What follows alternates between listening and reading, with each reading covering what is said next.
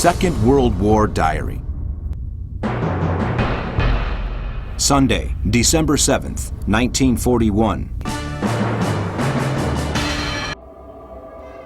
A Japanese pocket submarine carrying 2 crew members tries to enter the port of Pearl Harbor, Oahu Island, Hawaii. It is discovered and sunk by the USS Ward. The American commanders attach little importance to the incident.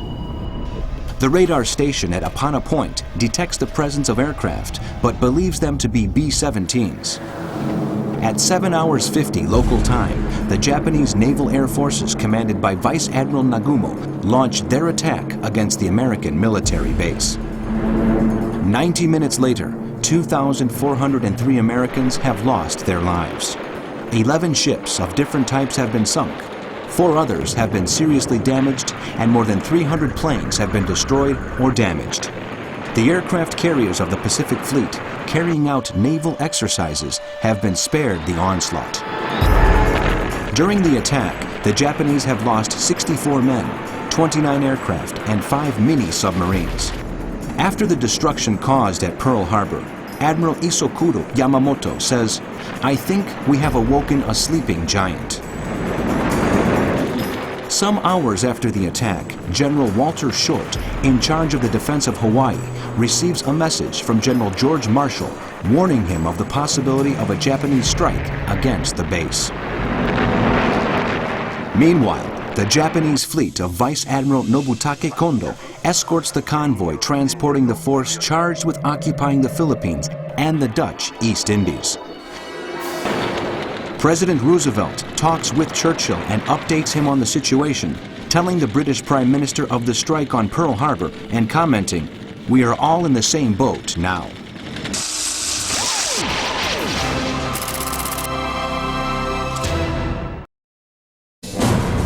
Second World War Diary. Monday, December 8th, 1941. The Pacific War has begun.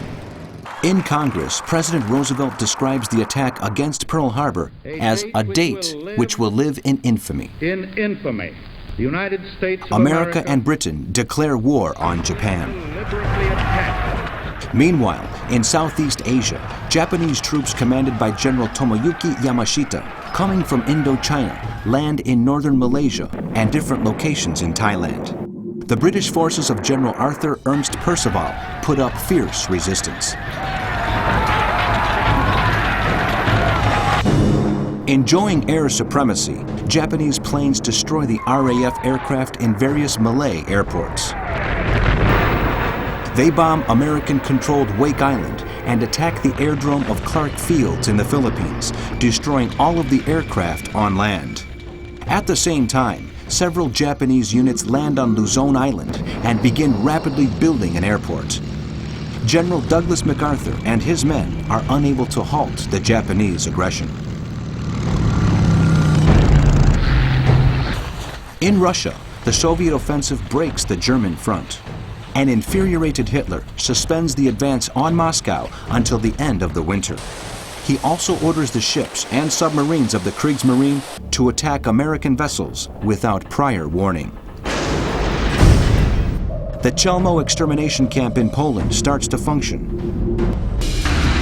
In Libya, North Africa, a lack of supplies forces Erwin Rommel to order the withdrawal of the Afrika Korps to the west of Tobruk. 100,000 men begin a retreat to the Gazala line, chased by the British, who have re-established a corridor to supply Tobruk.